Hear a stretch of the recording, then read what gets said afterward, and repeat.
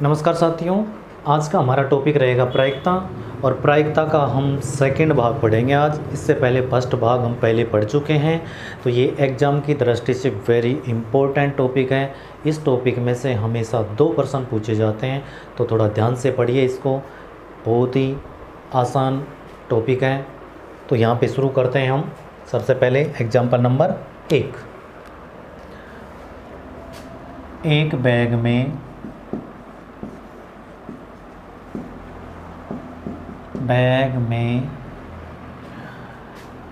10 pen लाल रंग के, 15 pen हरे रंग के तथा 25 पेन काले रंग के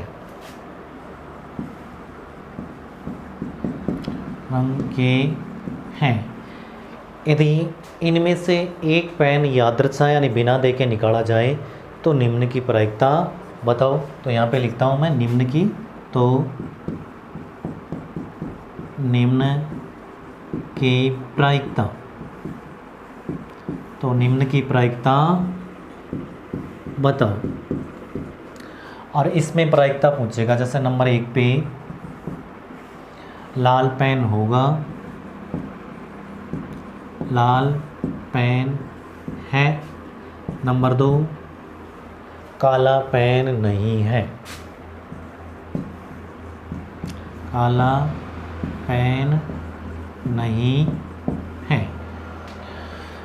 ऐसे सवालों को हल करने के लिए हमें क्या करना है? सबसे पहले तो कितने प्रकार के पेन दे रखे हैं वो यहाँ पे नोट आउट कर देंगे हम। तो सबसे पहले तो कौन कौन से कलर के पेन हैं?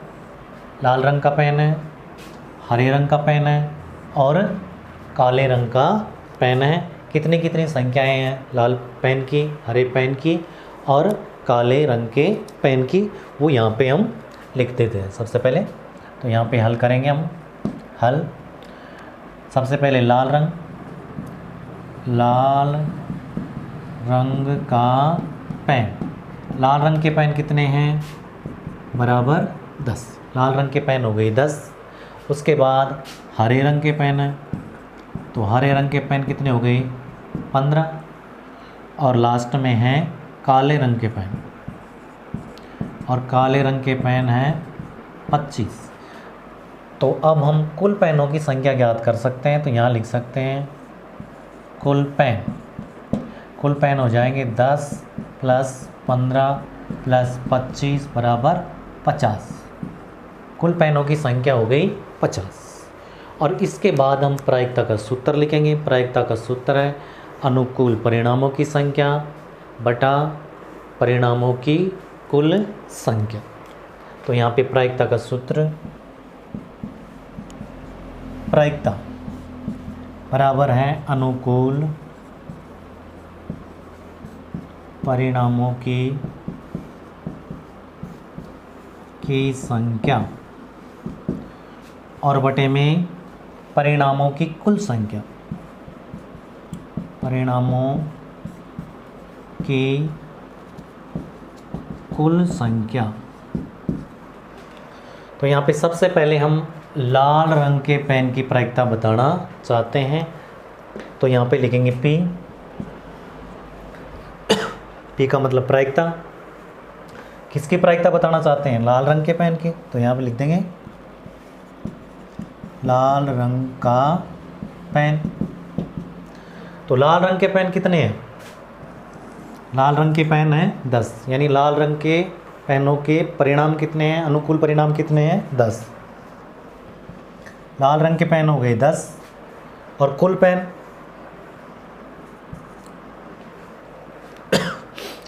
है 50। 0 से 0 कटेगा तो 1/5 इसका आंसर होगा। तो यहाँ पे सबसे पहले हमने लाल रंग के पेन की प्रायिकता देखी। P प्रायिकता लाल रंग का पेन। लाल रंग का पेन कितने हैं? लाल रंग के पेन 10। कुल पेन कितने हैं? 50। तो 10/50, 0 से 0 कटा, क्या बचा? 1/5। तो ये लाल रंग के पेन की प्रायिकता आ गई। अब दूसरा प्रश्न है, काला पेन नहीं है, यानी काले रंग का पेन नहीं होने की प्रायिकता हमें बतानी है। अब नहीं होने की प्रायिकता ज्ञात करने के लिए पहले हमें काले रंग के पेन होने की प्रायिकता ज्ञात करनी पड़ेगी, उसके बाद उसको एक में से घटा देंगे, नहीं होने की प्रायिकता आ जाएगी। यदि होने की प्रायिकता है उसको एक में से घटा दें तो नहीं होने की आ जाती है, और नहीं होने की प्रायिकता हमारे पास है तो उसको एक में से घटाने पर होने की प्रायिकता प्राप्त हो जाती है। तो हम पहले क्या करेंगे, काले रंग का पेन होने की प्रायिकता ज्ञात करेंगे और उसको जब एक में से घटाएंगे तो नहीं होने की प्रायिकता आ जाएगी। तो सबसे पहले हम क्या करेंगे, होने की प्रायिकता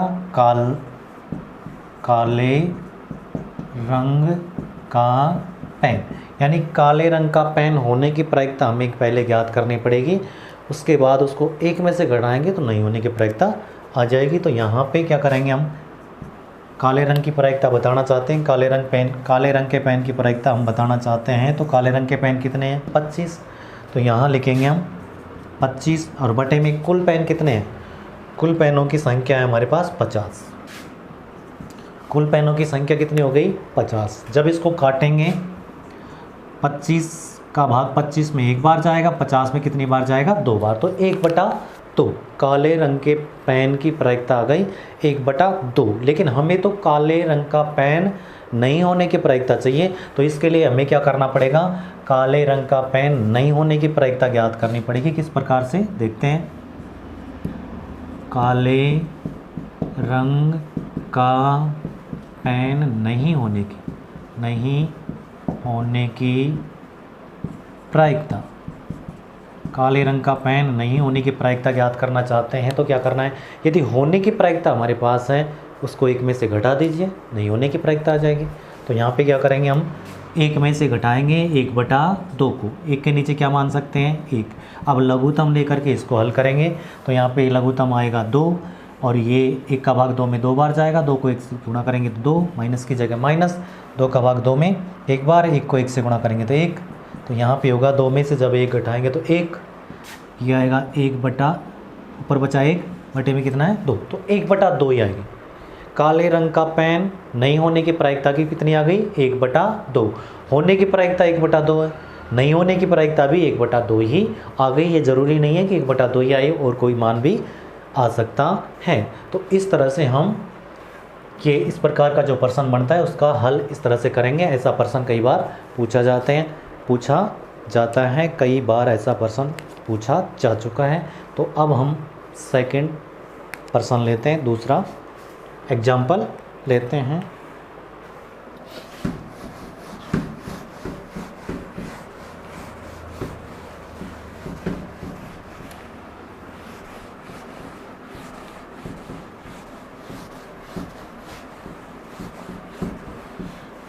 एग्जाम्पल नंबर 2, 140 बाल पेनों के समूह में 80 बाल पेन खराब हैं,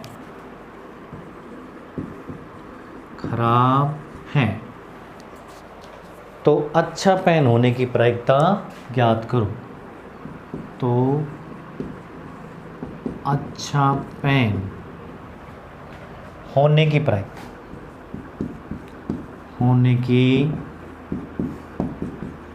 प्रायिकता ज्ञात करो। इस तरह का प्रश्न भी कई बार पूछा गया है।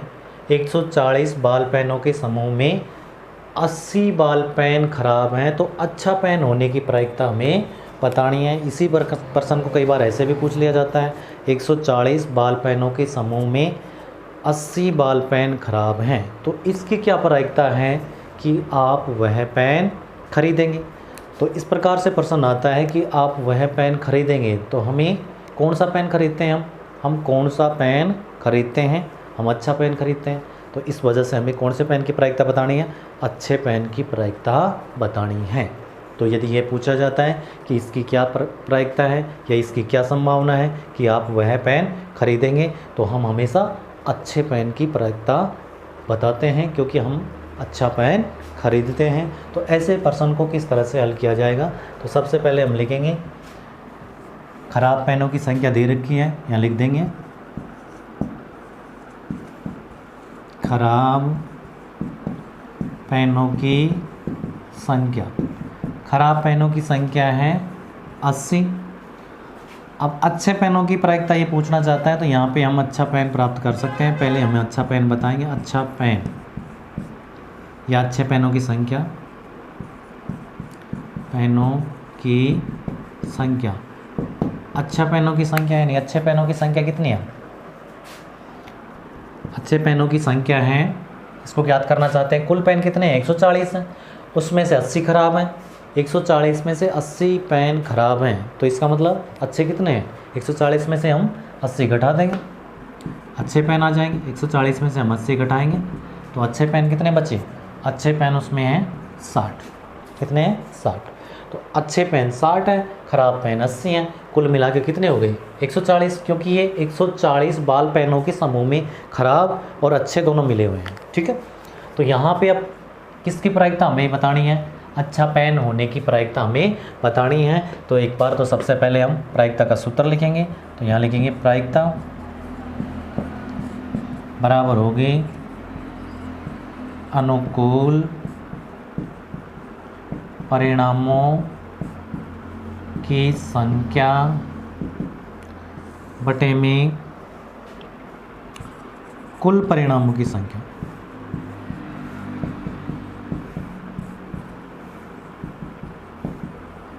और यहाँ पे हम प्रायिकता ज्ञात करेंगे अच्छा पेन होने की, तो यहाँ लिखेंगे प्रायिकता अच्छा पेन, अच्छा पेन, अच्छे पेन की प्रायिकता हम बताना चाहते हैं। तो अच्छे पेन कितने हैं, अच्छे पेन हमारे पास हैं 60, तो यहाँ लिखेंगे हम 60 बटा कुल पेनों की संख्या कितनी है, 140। ये ध्यान रखना कुल पेन 140 हैं, क्योंकि 140 में से ही 80 बाल पेन खराब हैं, 80 खराब हैं, 60 अच्छे हैं, दोनों मिला के कितने हैं, 180। तो यहाँ पे ये 140 दोनों मिला के कितने हैं, 140, 80 प्लस 60 मिल के 140। तो यहाँ पे कटेगा 0 से 0, और यहाँ पे 2 का भाग 6 में 2 का भाग जाएगा 3 बार, और 14 में जाएगा 7 बार, तो 3/7, 3/7 अच्छा पेन होने की प्रायिकता है। यदि इसी प्रश्न में पूछता खराब पेन होने की प्रायिकता, तो यहाँ खराब पेन की भी प्रायिकता हम बता सकते थे। खराब पेन की प्रायिकता हो जाएगी, खराब पेन कितने हैं 80, कुल पेन कितने हैं 140, 0 से 0 कटेगा, 2 का भाग इसमें जाएगा कितनी बार, 4 बार, और इसमें जाएगा 7 बार, तो 4/7। खराब पेन की प्रायिकता 4/7, अच्छे पेन की प्रायिकता 3/7। तो इस प्रकार का भी प्रश्न कई बार पूछा गया है। अब टाइप नंबर हम 3 लेते हैं, तीसरा एग्जाम्पल।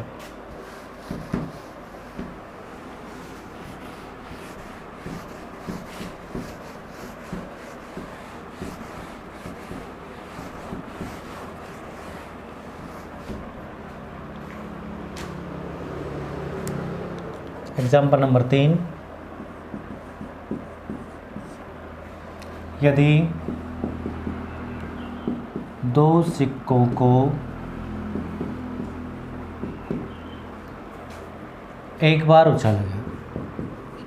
उछाला जाए या एक बार फेंका जाए, तो निम्न की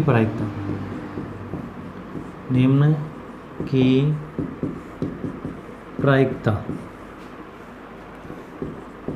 ज्ञात करो। नंबर 1, समान परिणाम प्राप्त होगा। नंबर 2, दोनों बार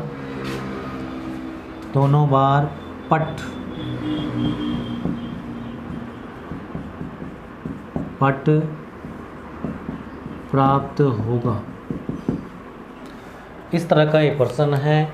सिक्कों से संबंधित हैं, तो सिक्कों से संबंधित पर्सन एक सिक्के का पर्सन हो सकता है, 2 सिक्के का हो सकता है और 3 सिक्के का पर्सन पूछा जा सकता है। तो यहाँ पे 2 सिक्कों की चर्चा कर रहे हैं, तो 2 सिक्कों के संभावित परिणाम क्या हो सकते हैं। सबसे पहले तो वो संभावित परिणाम लिखेंगे, तो यहाँ लिखेंगे हम 2 सिक्कों के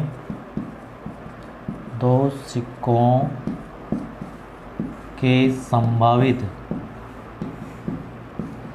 परिणाम, 2 सिक्कों के संभावित परिणाम। यदि 2 सिक्कों को एक बार उछाला जाए या एक सिक्के को 2 बार उछाला जाए तो उसके संभावित परिणाम हो सकते हैं।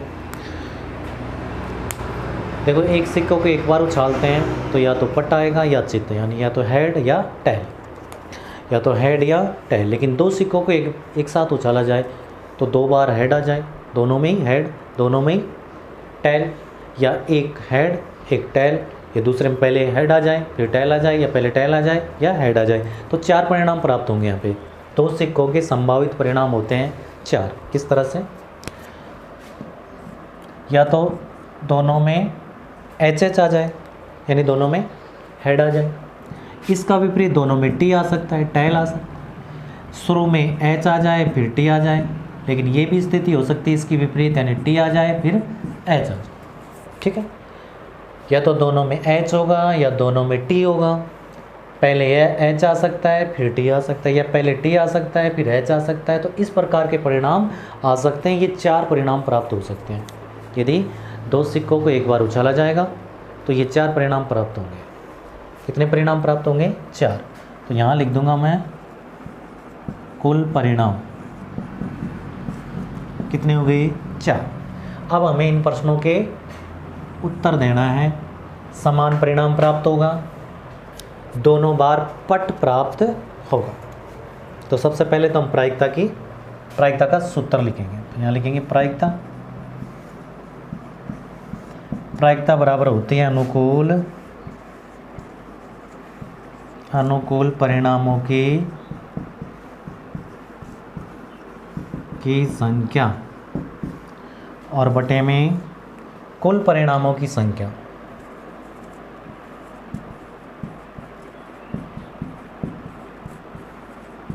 कुल परिणामों की संख्या, और यहाँ पे जिसकी हम प्रायिकता बताना चाहते हैं वो यहाँ पे लिख देंगे पी का मतलब प्रायिकता। किसकी प्रायिकता बताना चाहते हैं? समान परिणाम। प्रायिकता समान परिणाम, समान परिणाम की हम प्रायिकता बताना चाहते हैं। और समान परिणाम की प्रायिकता बताने के लिए हम क्या करेंगे, इसमें देखेंगे अनुकूल परिणाम किस प्रकार से हैं, यानी संभावित परिणाम क्या है। देखो, दोनों बार एच हो सकता है, दोनों बार टी हो सकता है। एक में एच दूसरे में टी, पहले में टी फिर एच। तो समान परिणाम यानी एक जैसे परिणाम आए या दोनों में एच आ जाए तो ये समान परिणाम हुआ, एक जैसा परिणाम हुआ। या दोनों में टी आ जाए तो ये समान परिणाम है। दोनों में एच आ रहा है, समान परिणाम है। दोनों में टी आ रहा है, समान परिणाम है। तो समान परिणाम आने के अनुकूल परिणाम कितने हैं? 2। तो 2 बटा कुल परिणाम कितने हैं? 4। काटेंगे, 2 का भाग 2 में 1 बार, 4 में 2 बार, तो ये 1 बटा 2 आंसर बनेगा। समान परिणाम प्राप्त होने की प्रायिकता क्या है? 1 बटा 2। अब दोनों बार पट आने की प्रायिकता बतानी है, तो पी दोनों बार पट प्रायिकता बतानी है, दोनों बार पट आने की। तो दोनों बार पट कितने परिणामों में आ रहा है? दोनों बार पट केवल एक ही परिणाम में प्राप्त हो रहा है, यानी एच एच दोनों बार पट आ रहा है एक परिणाम। इसमें चित्त है दोनों बार, इसमें 1 बार चित्त 1 बार पट, 1 बार चित्त 1 बार पट। तो दोनों बार पट आने की प्रायिकता सिर्फ 1, यानी दोनों बार पट आने की संभावित परिणाम 1 है। तो यहाँ लिखेंगे 1 बटा कुल परिणाम कितने हैं? कुल परिणाम है 4। तो ये 1 बटा 4 इसका क्या रहेगा? उत्तर। तो इस तरह से हम सिक्कों से संबंधित प्रश्न को हल कर सकते हैं।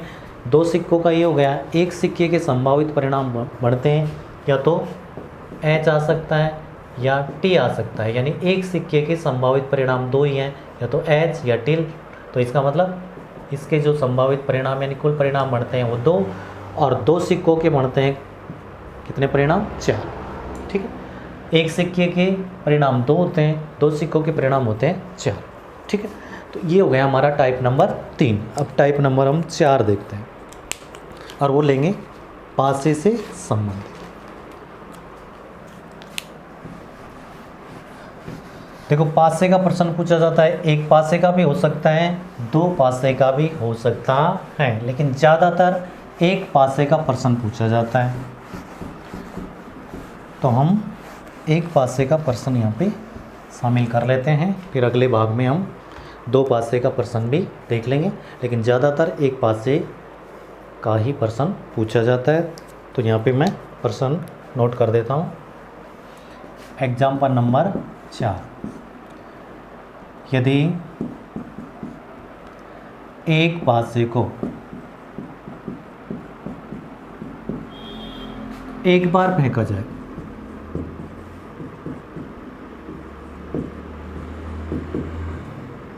एक बार फेंका जाए तो निम्न की प्रायिकता, तो निम्न की प्रायिकता ज्ञात करो। तो निम्न की प्रायिकता ज्ञात करो। इसमें पहला प्रश्न होगा 2 से बड़ी संख्या, 2 से बड़ी संख्या। नंबर 2 सम संख्या। नंबर 3 भाज्य संख्या। ठीक है, ये हमारे सामने एग्जाम्पल है और इसको हमें हल करना है। तो देखो पासे से संबंधित सवाल है, एक बार देख लेते हैं हम पासा क्या होता है। पासे में 6 पलक होते हैं और उसमें 6 तक की संख्याएं लिख सकते हैं।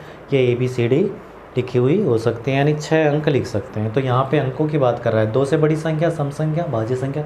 तो इसका मतलब ये है कि उस पासे में 1 से 6 तक की संख्याएं लिखी हुई हैं। तो एक पासे के संभावित परिणाम हो गए 1 से 6 तक की संख्याएं। तो सबसे पहले तो मैं एक पासे के संभावित परिणाम लिख देता हूँ। एक पासे के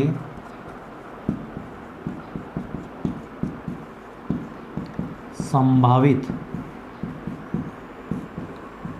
परिणाम, एक पासे के संभावित परिणाम 1, 2, 3, 4, 5 और 6। एक प्राप्त हो सकता है, 2 प्राप्त हो सकता है, 3, 4, 5 और 6, इनमें से कोई भी अंक प्राप्त हो सकता है। तो ये एक पासे के संभावित परिणाम हैं। तो यहाँ पे ये भी बता सकते हैं कुल परिणाम कितने हो गए। कुल परिणाम 1, 2, 3, 4, 5 और 6, कुल परिणाम हो गए हमारे पास 6। और अब जो प्रश्न में पूछा गया है उसका जवाब दे देंगे। सबसे पहले इसमें प्रायिकता का सूत्र लिखेंगे।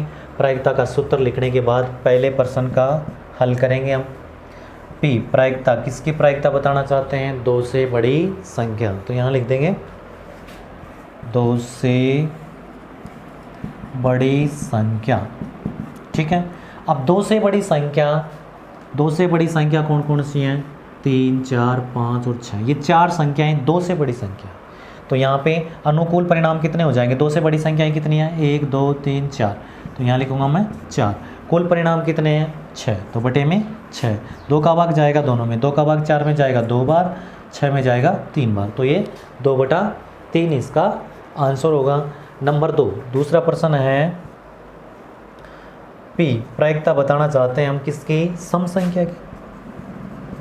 सम संख्या, प्रायिकता सम संख्या। तो यहाँ पे ये संभावित परिणाम है। इसमें कौन कौन सी संख्या सम संख्या है। सम संख्या कौन सी होती है, जिसमें 2 का पूरा भाग चला जाए। तो इसमें सम संख्या है 1, 2 और 3। सम संख्या कितनी है, 3 है, यानी 2, 4 और 6। तो सम संख्या कितनी हो गई, 3। और कुल परिणाम कितने हैं, 6। काटेंगे, 3 का भाग चला जाएगा, 3 का भाग 3 में गया 1 बार, 6 में गया 2 बार। तो ये 1/2 इसका आंसर बना। और लास्ट में देखते हैं हम नंबर 3 पे। P प्रायिकता बताना चाहते हैं किसकी, भाज्य संख्या। भाज्य संख्या की प्रायिकता हम बताना चाहते हैं। पहले तो ये देखेंगे भाज्य संख्या होती क्या है। अभाज्य संख्या और भाज्य संख्या कौन सी होती है। भाज्य संख्या वह संख्या होती है जिसमें स्वयं के अतिरिक्त किसी और संख्या का भी भाग चला जाए, यानी जिसके गुणनखंड करना संभव है तो भाज्य संख्या है, और जिसके गुणनखंड संभव नहीं हो अभाज्य संख्या है। तो यहाँ पे देखेंगे भाज्य संख्या जिसमें स्वयं के अतिरिक्त किसी अन्य संख्या का भी भाग चला जाए। लेकिन एक बात का ध्यान रखना, एक ना तो भाज्य संख्या है ना अभाज्य संख्या है। एक को ना तो हम भाज्य संख्या में शामिल करते हैं और ना ही अभाज्य संख्या में शामिल करते हैं। तो यहाँ पे हम देखते हैं भाज्य संख्या कौन कौन सी हुई। 2 में स्वयं के अलावा किसी संख्या का भाग नहीं जा रहा तो ये भाज्य संख्या नहीं है। 3 में भी और कोई संख्या का भाग नहीं जा रहा, ये भी भाज्य संख्या नहीं है। 4 में स्वयं के अलावा किसी और संख्या का भी भाग जा रहा है, यानी 2 का भी भाग जाता है, ठीक है। खुद के अलावा किसी अन्य संख्या का भाग जा रहा है तो भाज्य संख्या है, और स्वयं के अलावा किसी भी संख्या का भाग इसमें नहीं जाता है तो अभाज्य संख्या है। तो यहाँ पे 4 में और संख्या का भी भाग जा रहा है, इस वजह से ये भाज्य संख्या हो गई। और 6 ये भी भाज्य संख्या है, क्योंकि 6 में 3 का भी भाग जाता है। तो इसमें भाज्य संख्या कौन कौन सी हुई, 4 और 6, यानी 2 संख्याएँ हैं भाज्य संख्या। भाज्य संख्या कितनी है, 2। कुल संख्या कितनी है, 6। काटेंगे तो 2 का भाग 2 में 1 बार और 6 में 3 बार। तो ये इसके आंसर बने 1/3। भाज्य संख्या की प्रायिकता कितनी हुई, 1/3।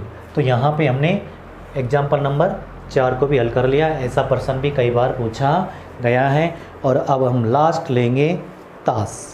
ताश से संबंधित प्रश्न और हल करेंगे हम। तो यहाँ पे एक एग्जाम्पल और लेंगे ताश से संबंधित।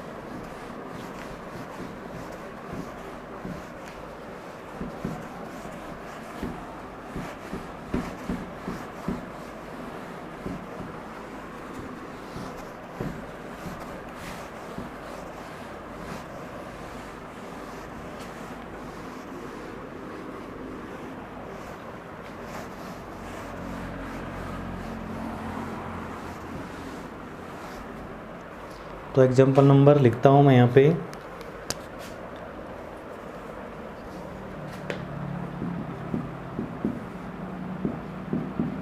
ताश के 52 पत्तों के गड्ढे में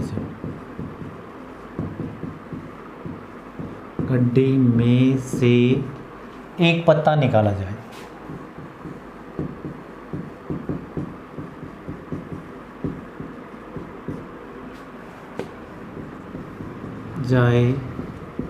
तो निम्न की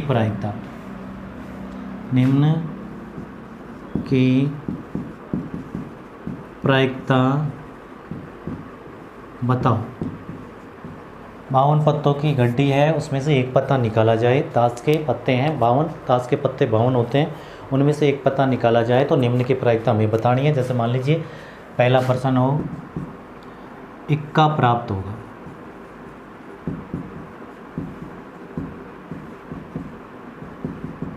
नंबर 2 बेगम, या फिर ऐसे लिख दूँ पान की बेगम प्राप्त होगी। नंबर 3 काले रंग का पत्ता, काले रंग का पत्ता प्राप्त होगा। क्या नंबर 4 पे प्रश्न हो सकता है, ईंट का पत्ता प्राप्त होगा। ईंट का पत्ता प्राप्त होगा। ये 4 प्रश्न है, इनका हमें हल करना है।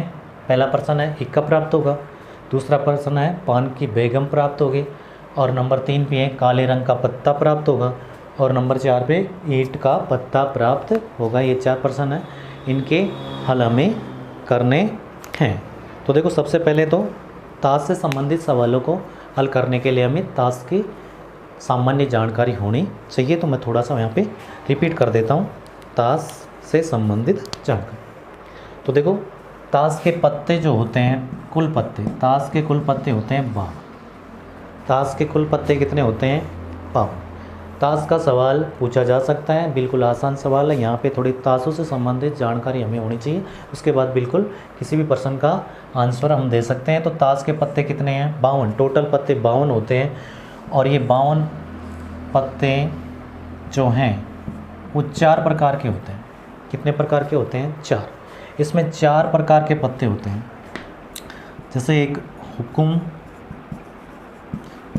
हुकुम के पत्ते होते हैं, और इसके बाद चिड़ी के पत्ते हो सकते हैं। उसके बाद जैसे मान लीजिए हुकुम हो गया, चिड़ी हो गई, और पान के पत्ते हो सकते हैं, और ईंट। ये 4 प्रकार के पत्ते होते हैं इसमें, यानी 4 कलर होते हैं, हुकुम, चिड़ी, पान और ईंट। तो यहाँ पे जो हुकुम के पत्ते हैं, 4 प्रकार के पत्ते हो गए, कुल पत्ते 52 हैं, और बराबर के पत्ते होते हैं, तो 4 का भाग हम 52 में देंगे, तो इसका मतलब प्रत्येक प्रकार का पत्ते कितने होते हैं? 13। तो 13 हुकुम के पत्ते हो गए, 13 चिड़ी के हो गए, 13 पान के हो गए, और 13 ही ईंट के हो गए। यानी 13 पत्ते होते हैं प्रत्येक, यानी चिड़ी के, हुकुम के, पान के, और ये सारे के सारे 13 पत्ते होते हैं। हुकुम के 13, चिड़ी के 13, पान के 13 और ईंट के भी 13 पत्ते इसमें होते हैं। और इसके आगे हम देखें तो यहाँ पे जो 13 पत्ते होते हैं उसमें एक इक्का होता है, उसके बाद दुग्गी, तिग्गी, चौगी, इस तरह से, और उसके बाद गुलाम, बादशाह और बेगम, ये होते हैं ना इसमें। तो इसमें 13 पत्ते जो हो गए हैं, ये सब के सब 13 पत्ते हो गए। इसमें सभी में एक एक होता है इक्का, दुग्गी सब में होती है, तिग्गी सब में होती है, इस तरह से बेगम सब में होती है। तो ये तुम्हें पता है। तो यहाँ पे एक बात और ध्यान रखना, जैसे हुकुम और चिड़ी, ये तो काले रंग का पत्ता होता है, काले रंग का पत्ता, और ये दोनों होते हैं लाल रंग के, ये दोनों हैं लाल, ये लाल रंग हो गया, ठीक है। लाल रंग के हो गए, पान और ईंट तो लाल रंग के हो गए, हुकुम और चिड़ी हो गई काले रंग के। तो इसका मतलब काले रंग के कुल पत्ते कितने हो गए? 26 पत्ते तो काले रंग के हो गए, और लाल रंग के भी 26 पत्ते लाल रंग के हो गए, ठीक है। और इसमें सभी में जो होता है एक इक्का होता है, दुग्गी, तिग्गी, चौगी, पंची और छग्गी और सत्ती, अट्ठी, नैली और देली। फिर उसके बाद होता है गुलाम, फिर बादशाह और फिर बेगम। इस तरह से ये गुलाम, बेगम और बादशाह, इस तरह से होते हैं 13 पत्ते, ठीक है। उसमें जो लास्ट के गुलाम, बेगम और बादशाह होता है, उसमें एक तस्वीर होती है, एक आकृति होती है, तो वो तस्वीर वाले पत्ते कहलाते हैं। तो तस्वीर वाले पत्ते कौन कौन से हो गए? बेगम, गुलाम और बादशाह।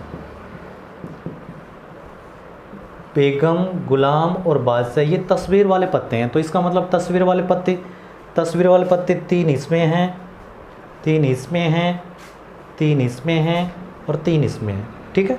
तो 3 तस्वीर वाले पत्ते हो गए। तो कुल तस्वीर वाले पत्तों की बात करें तो तस्वीर वाले पत्ते 3 और 3 6 3 9 और 12 पत्ते तस्वीर वाले हो गए सारे मिला करके, है ना। जैसे बेगम तस्वीर वाला पत्ता है, गुलाम तस्वीर वाला पत्ता है, बादशाह ये तस्वीर वाले पत्ते माने जाते हैं, यानी चेहरे वाले पत्ते, है ना। तो इसमें 3 पत्ते ये, 3 पत्ते ये, 3 ये, 12 पत्ते। तो इसका मतलब 12 पत्ते, कुल पत्तों में 12 पत्ते तस्वीर वाले पत्ते होते हैं, ठीक है। तो ये जानकारी हमें होनी चाहिए। और एक बात का और ध्यान रखना, जैसे मान लीजिए इसमें एक इक्का होता है सभी में, हुकुम का एक इक्का, चिड़ी का इक्का, पान का इक्का, ईंट का इक्का। तो जैसे इक्के की बात करें तो इक्के कितने हैं? 4 हैं, एक इसमें, एक इसमें, एक इसमें, और तो इक्के कुल मिला के 4 होते हैं। लेकिन यदि मैं कहूँ कि पान का इक्का, सिर्फ पान के इक्के की बात करें तो पान का इक्का तो एक ही है, लेकिन इक्के कितने हैं? टोटल इक्के 4। यदि इक्के के बाद जैसे यहाँ पे पर्सन में कर रहा है इक्का, तो इक्का तो पान का भी हो सकता है, चिड़ी का भी हो सकता है, हुकुम का भी हो सकता है, ठीक है, ईंट का भी हो सकता है। तो 4 पत्ते होंगे, इक्के के पत्ते 4 हैं। इक्के कितने हैं? 4। लेकिन पान का इक्का एक ही है, ईंट का इक्का एक ही है, चिड़ी के इक्के की बात करता तो 1, चिड़ी के इक्के की बात करता तो 1 आती है उसकी प्रायिकता, 1/52। लेकिन वो कह रहा है कि इक्के की प्रायिकता बताओ, तो इक्के कितने हैं? टोटल इक्के 4 हैं, तो 4/52 हो जाएगी। इस तरह से अमल करेंगे। तो आगे देखते हैं इन प्रश्नों के हल।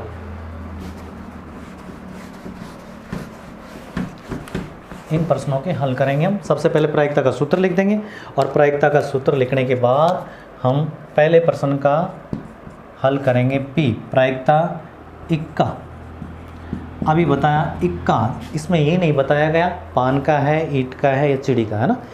तो यहाँ पे इक्का कोई सा भी हो सकता है, चिड़ी का भी हो सकता है, पान का भी हो सकता है, हुकुम का भी हो सकता है और ईंट का भी हो सकता है। यहाँ पे 4 इक्कों में से कोई भी इक्का हो सकता है। तो ये 4/52 होगा। यहाँ पे अनुकूल परिणाम यानी कि 4 हैं, कुल परिणाम 52 है, टोटल परिणाम कितने हैं? 52। तो यहाँ पे इसको काटेंगे तो ये चला जाएगा 4 का भाग 4 में एक बार और 52 में गया 13 बार, तो 1/13 इसका आंसर बनेगा। पहले प्रश्न का जवाब हो गया, पहले प्रश्न का जो उत्तर बना 1/52 1/13 सॉरी 1/13। जैसे मान लीजिए वो कहता कि ईंट के इक्के की प्रायिकता बताओ, तो ईंट के इक्के की प्रायिकता हम बताते तो 1/52 आंसर बनता। कितना बनता? 1/52, क्योंकि ईंट का इक्का तो एक ही है, तो 1/52 परिणाम माना जाता है इसका। लेकिन ये पूछ रहा है इक्का, तो इक्के 4 हैं तो 4/52 काटेंगे तो 1/13 इसका आंसर बना। इसके बाद दूसरा प्रश्न है पी, प्रायिकता बताना चाहते हैं हम पान की बेगम। देखो पान की बेगम तो एक ही है, टोटल पत्तों में पान की बेगम तो एक ही है। यदि ये सिर्फ बेगम की बात करता तो बेगम एक बेगम सब में है तो 4 बेगम हो जाती, लेकिन ये पान की बेगम की बात कर रहा है तो पान की बेगम 52 पत्तों में सिर्फ एक है, तो यहाँ पे लिखूँगा मैं 1/52। ये 1/52 ही इसका उत्तर हो जाएगा। और अब देखते हैं हम नंबर 3 पे क्या करना है, प्रायिकता बतानी है किसकी?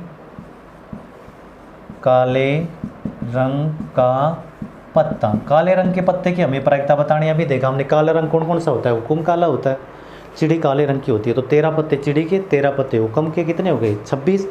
तो काले रंग के पत्ते हो गए 26 बटे में कुल पत्ते कितने हैं 52, काटेंगे तो जैसे 26 का भाग 26 में एक बार और 52 में गया 2 बार, तो 1/2 इसका आंसर बनेगा। 1/2 यानी 26/52 काटने पर बनेगा 1/2। और लास्ट प्रश्न है चौथा प्रश्न हमारा बनता है नंबर 4 पी, ईंट का पत्ता। ईंट के पत्ते की बात कर रहा है, ईंट के पत्ते कितने हैं? ईंट के पत्ते टोटल पत्ते कितने हैं ईंट के? 13।